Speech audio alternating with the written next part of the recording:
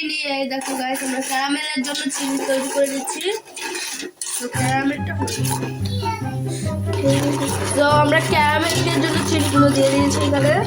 দেখো গাইস, এটা ভালো মতো নাড়তে হবে, পুড়ে না যায়। তো দাঁড়াও, ও একটা মিষ্টি হয়ে গেছে, আমি পুড়ে ফেলেছি এটা। তো এখন নেক্সটে যেটা করবো সেটা নেক্সট বারের মতন একটা নিয়েছি, সেটা করে দেব। আমরা এখন ডিম দিয়ে দিচ্ছি। আমাদের কাছে যে ওটার ইটা থাকে ওটা নাই, তো আমরা ব্লেন্ডার করে নেবো। আসলে ব্লেন্ডার করলে অনেক ভালো হয়। আমরা এখানে 4টা ডিম দিয়েছি, একটা মুরগির ডিম আর 2টো হাঁসের ডিম, দেশি মুরগির ডিম। এখন আমরা দুধ দিয়ে দেবো। খারাপ হয়েছে, দাও দাও দাও দাও দাও দাও। এখন আমরা দুধ দিয়ে নিচ্ছি। দেখো গাইস, এখানে তোমরা তোমাদের পরিমাণ মতো যতটুকু বানাবা ততটুকু নিবা। তো এখন আমরা ব্লেন্ডার করে নেব। চলো গাইস, আমরা এখন চিনি দেবো। চিনি দিতে ভুলে গেছিলাম, সো চিনি দিয়ে দাও। এখানে গাইস এটার মেইন ক্যারেক্টার, তোমরা যতটুকু চিনি খাও ততটুকু দিবা। সো এখন হয়ে গেছে, এখন আমরা ব্লেন্ডার করবো। আটকে নিচ্ছি।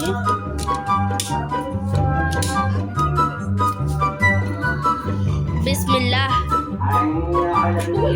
গাইস হচ্ছে না কেন?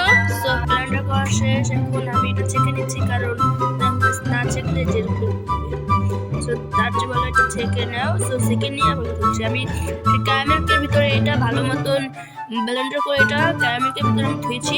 এখন আমি ছেঁকে নিচ্ছি। সো তখন এখন দেখা হবে চুলায়। আমরা চুলায় বসিয়ে দিয়েছি। সো গাইস, আমরা মাটির চুলায় রান্না করছি। তো মাটির চুলায় রান্না করলে খাবারটা অনেক মজা হয়। সো গ্রামে কিন্তু একটাই সুবিধা, মাটির চুলায় রান্না। সো এটা অনেক মজা। সো এখন আমি দেখো কিভাবে বসাইছি, তোমাদেরকে দেখাচ্ছি। মাই গড গাইস, গরম। এই দেখো গাইস, এভাবে তোমরা বসিয়ে নিবে, ঠিক আছে? এখন আমি ঢেকে নিচ্ছি।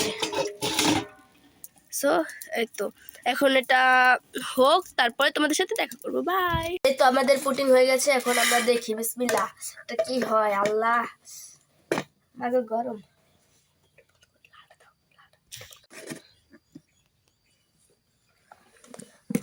বিসমিল্লাহ, আল্লাহ আল্লাহ, দেখতেছি আর কি হয়। গাইস এই তো যা হয়েছে আমি নিজের হাতে বানাইছি, আলহামদুলিল্লাহ। দেখো গাইস, আলহামদুলিল্লাহ। আমার পুটিং এর মেন লুক দেখো গাইস, কত বেশি সুন্দর। ওয়াও, এত সুন্দর ঘ্রাণ আসছে গাইস। সো এটার রেসিপি এতটুকু ছিল। পরের ভিডিওতে কি চাও অবশ্যই কমেন্ট করো।